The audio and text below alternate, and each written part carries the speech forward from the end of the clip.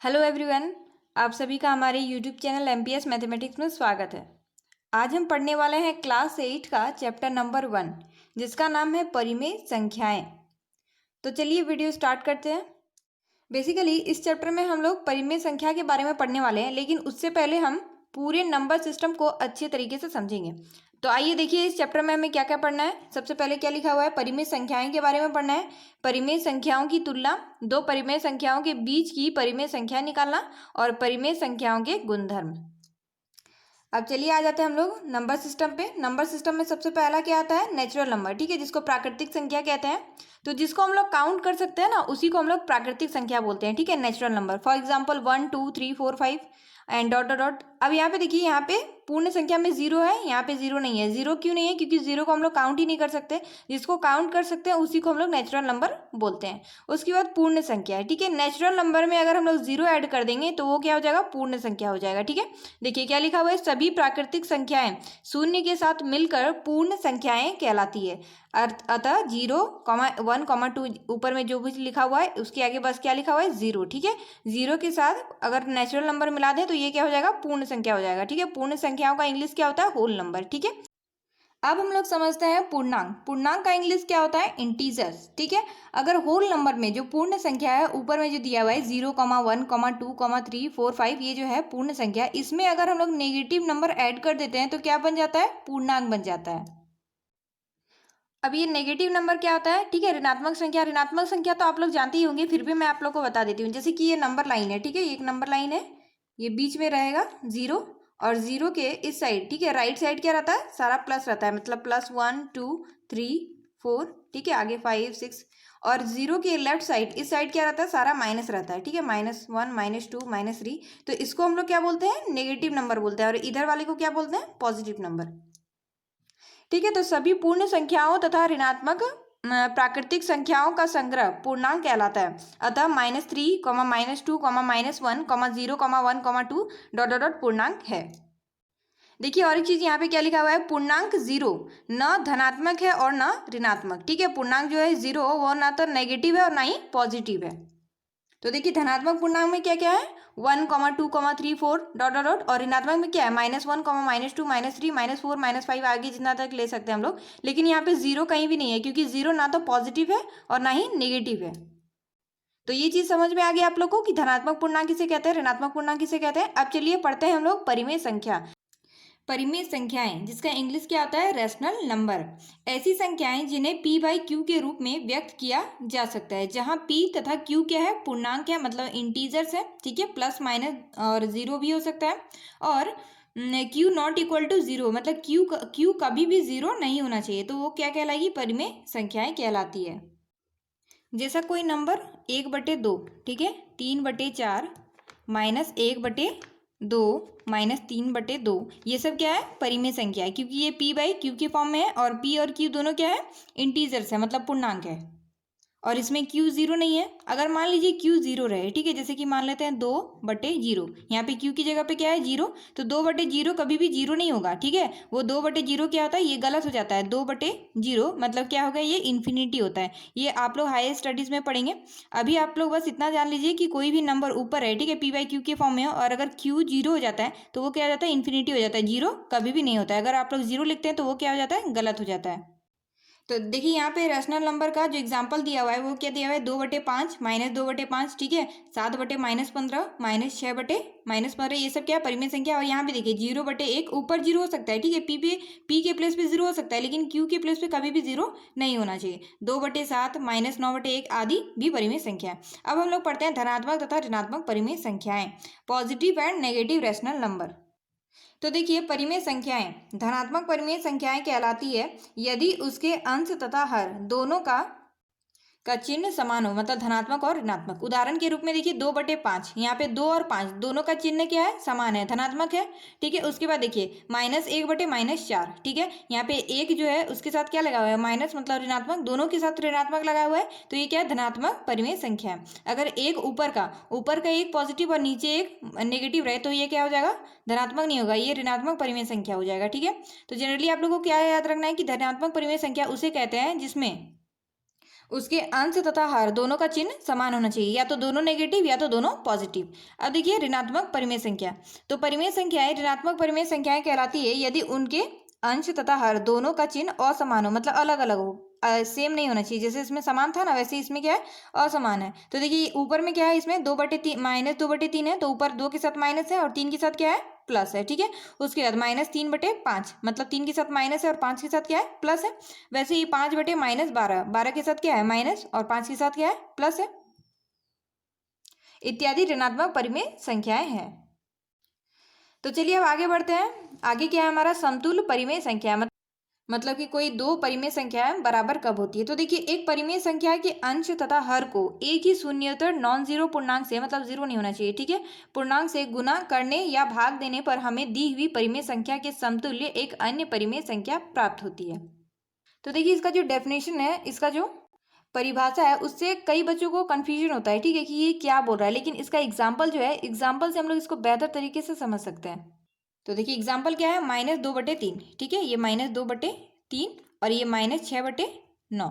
ये क्या बोल रहा है कि समतुल्य परिमेय संख्या, ये दोनों बराबर है। तो बराबर कैसे लाएंगे, तो देखिए परिभाषा में क्या दिया हुआ है कि एक परिमेय संख्या के अंश तथा हर को एक ही नॉन जीरो पूर्णांक से गुना या भाग करने पर, या तो गुना कर सकते हैं या भाग दे सकते हैं, ठीक है, कि समतुल्य एक अन्य परिमेय संख्या प्राप्त होती है। तो देखिए इसमें क्या करेंगे, यहाँ पे नीचे क्या करना है, हर समान करेंगे तभी तो ये दोनों बराबर होगा।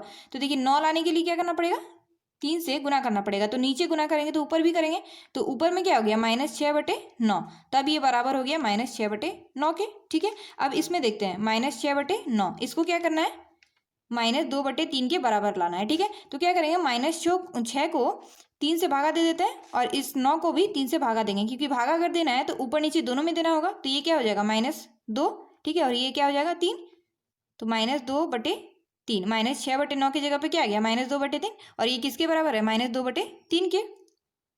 तो ये दोनों परिमेय संख्या एक दूसरे के बराबर हुआ। और एक एग्जाम्पल है यहाँ पे देखिए, -15/21, ठीक है, -15 को क्या किया गया है, 3 से भागा दे रहे हैं। ठीक है, अगर इसमें कुछ गुना करते हैं, गुना भी कर सकते हैं हम लोग, लेकिन गुना करते हैं तो ये थोड़ा ज़्यादा बड़ा हो जाता है। ठीक है, तो इसको हम लोग भागा दे देते हैं। तो देखिए 15 और 21 दोनों में क्या कॉमन है, 3 कॉमन है। तो सबसे पहले क्या करेंगे, इन दोनों का एचसीएफ निकाल देंगे, एचसीएफ जो आएगा उससे उसको डिवाइड कर देंगे। ठीक है, तो -15/3, तो ये क्या है, इसकी जगह पे क्या आ जाएगा, -5, और 21 को 3 से डिवाइड करते हैं, क्या आएगा 7। तो इसका मतलब क्या है, -15/21 -5/7, ये दोनों क्या है, बराबर है। तो लिखा क्या गया है, अतः -15/21 तथा -5/7 समतुल्य परिमेय संख्याएं हैं, मतलब ये दोनों परिमेय संख्या क्या है, एक दूसरे के बराबर है। अब देखिए परिमेय संख्याओं की तुलना, कंपेरिजन ऑफ रैशनल नंबर्स। तो सबसे पहले क्या दिया हुआ है कि प्रत्येक धनात्मक परिमेय संख्या शून्य से बड़ी होती है। ठीक है, कोई भी धनात्मक नंबर भी जो होता है वो शून्य से बड़ा ही होता है, तो धनात्मक परिमेय संख्या भी शून्य से बड़ी होगी।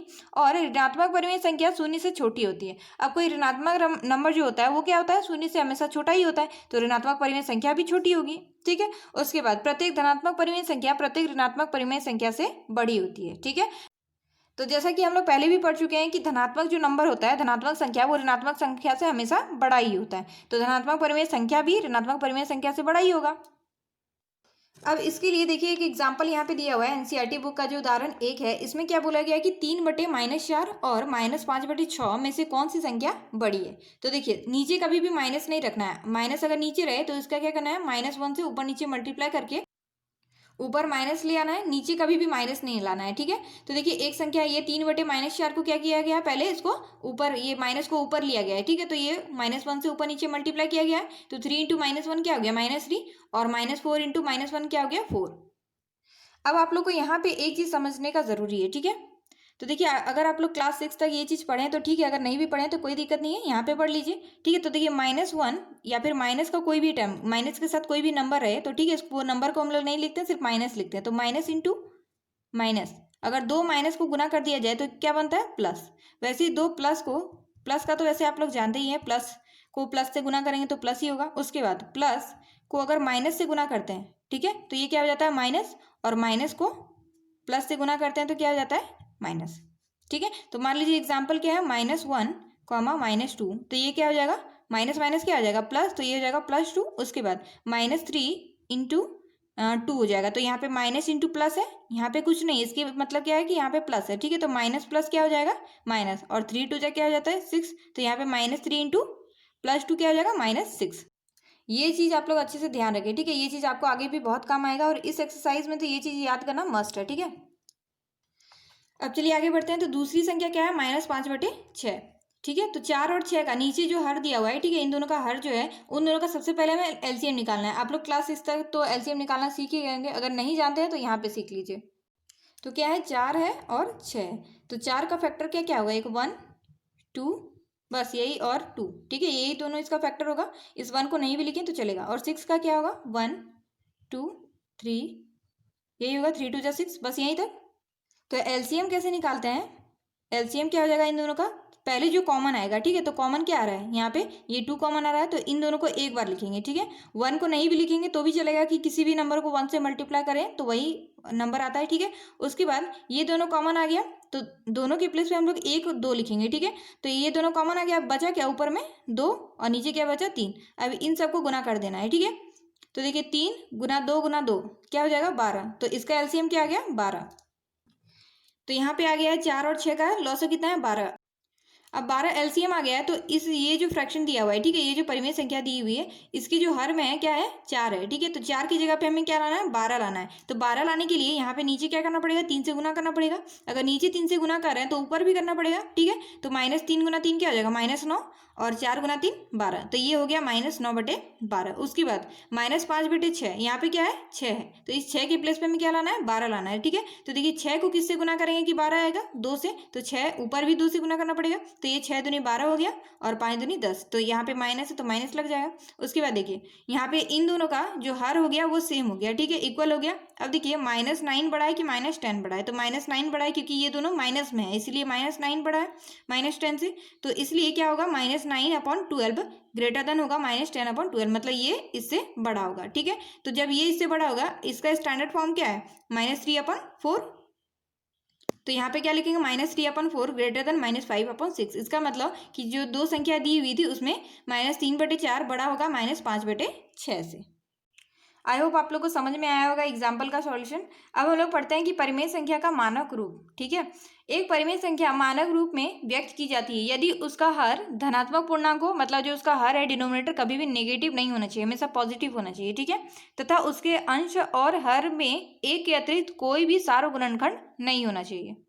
फॉर एग्जाम्पल यहाँ पे देखिए 3/5 है, ये दोनों क्या है, ये दोनों तो खुद प्राइम नंबर है, तो इन दोनों का सार्वगुणनखंड एक ही होगा। उसके बाद -7/8 है, तो यहाँ पे देखिए यहाँ पे जो हर है वो नेगेटिव नहीं होना चाहिए, किसी भी हर का नेगेटिव साइन नहीं है, तो देखिए यहाँ पे सब में पॉजिटिव है। उसके बाद 7 और 8 के बीच में कोई भी सार्वगुणनखंड नहीं है, ठीक है, ओनली 1 है, इसमें भी 2/5 में भी और -8/11 में भी। उसके बाद मानव रूप में बदलिए, ठीक है, ये क्वेश्चन दिया हुआ है, उदाहरण दिया हुआ है 36/-24। तो देखिए यहाँ पे क्या है, माइनस में, इसको क्या करेंगे, सबसे पहले हमें प्लस में चेंज करना है, तो ऊपर नीचे क्या करना पड़ेगा, -1 से मल्टीप्लाई कर देंगे।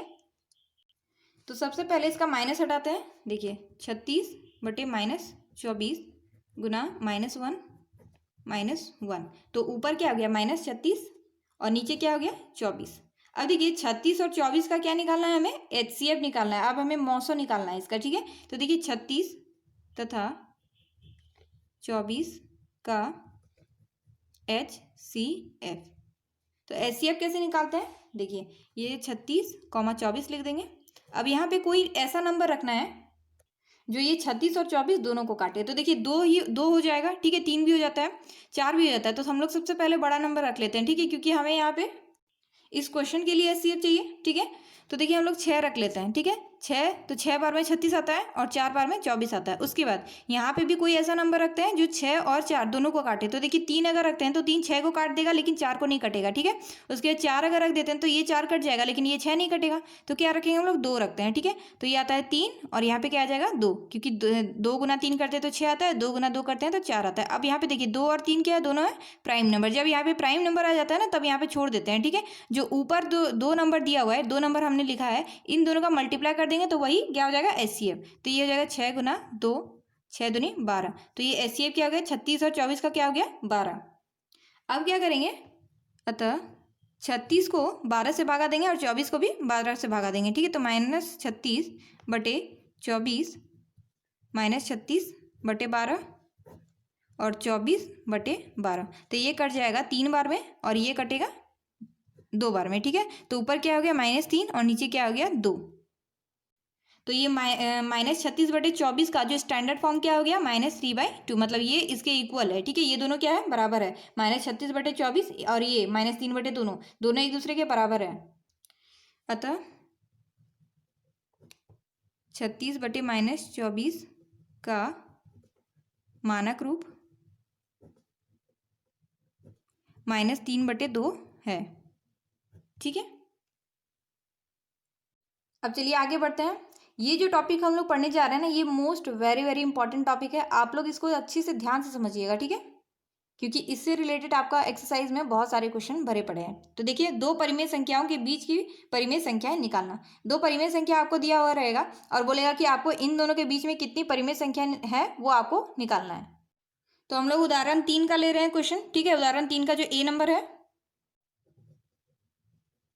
सबसे पहले क्या करना है, 3 और 5 का हमें एलसीएम निकालना है। ठीक है, तो 3 तथा 5 का एलसीएम। अब देखिए, 3 और 5 क्या है, दोनों प्राइम नंबर है। ठीक है, अभाज्य संख्या है और अभाज्य संख्या का एलसीएम जो होता है वो इन दोनों का गुणन होता है। ठीक है, मतलब 3 गुना 5, तो ये क्या हो जाएगा, 15। अब देखिए, 1/3 है, 1/3 है। अब नीचे क्या है, 3। अब इसको क्या करना है, 15 में चेंज करना है। ठीक है, तो दोनों का हर समान करना है। तो 3 गुना 3 को किससे गुना करेंगे कि 15 आएगा, 5 से, तो ऊपर भी 5 से गुना करना पड़ेगा। तो 1/3 की जगह पे क्या आ गया, 5/15। ठीक है, तथा 3/5, 5 को किससे गुना करेंगे, 15 आएगा, 3 से, तो ऊपर भी 3 से गुना करेंगे। 3 तिया कितना होता है, 9, और 5 तिया 15। तो देखिए, इन दोनों का हर क्या हो गया, समान हो गया।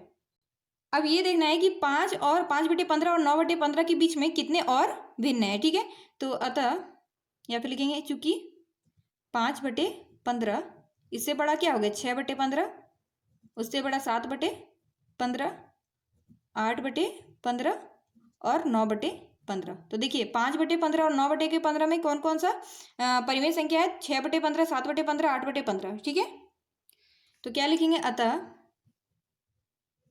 1/3, मतलब इसके जगह पे हम लोग 1/3 लिख रहे हैं। ठीक है, 1/3 तथा 9/15 की जगह पे क्या लिख रहे हैं, 3/5 के बीच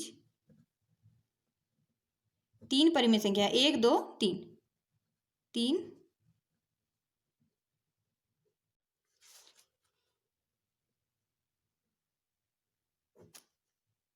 3 परिमेय संख्या क्या क्या है, 6/15, 7/15, 8/15 है। ठीक है, अब अगर आपको एग्जाम में इस तरह का क्वेश्चन आ जाता है कि कोई भी दो परिमेय संख्या दिया हुआ रहेगा और अगर आपको बोलता है कि इन दोनों के बीच में कितनी परिमेय संख्या है वो निकाल के दिखाओ। ठीक है, तो आप लोग इस मेथड से आसानी से निकाल सकते हैं। अब है हमारा प्रश्नावली 1.1, जिसको हम लोग नेक्स्ट वीडियो में करेंगे क्योंकि ये वीडियो थोड़ा सा ज़्यादा लंबा हो गया। तो आज के लिए बस इतना ही। अब मिलते हैं नेक्स्ट वीडियो में। अगर आप मेरे चैनल में न्यू है तो प्लीज़ चैनल को सब्सक्राइब कर ले, साथ ही बेल आइकन को भी प्रेस कर ले ताकि मेरे लेटेस्ट वीडियो की अपडेट आप तक पहुँचते रहे। Thanks for watching.